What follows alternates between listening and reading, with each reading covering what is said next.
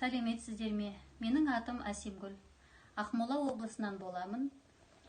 Осы Нұрила ханымның алтын ою мастер марафонына қатысып, бір талай нәрселер үйрендім. Өзім жаңағы тігуді нөлден бастап Нұрила ханымнан үйрендім десем де болады. Міне осындай жаңа келіншек көрпеше